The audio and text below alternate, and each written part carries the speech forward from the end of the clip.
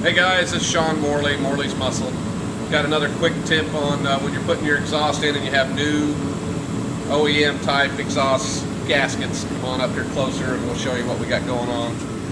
So these can be a little frustrating when you're putting it in while you're in the bike, because they fit pretty loose into the cylinder heads normally, and so they can fall out while you're trying to get your exhaust into place. So a quick tip is to take take just a little knife and fray the edge. Just peel you up just a couple of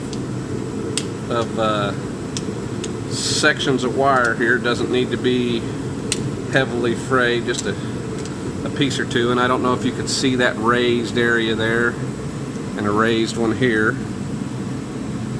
but it's just enough to make it fit a little tighter in the hole. So once you do that, you'll be able to push it into place and it'll stay. That'll help you get your exhaust in without maybe trying to juggle it all at one time. Till next time, bye-bye.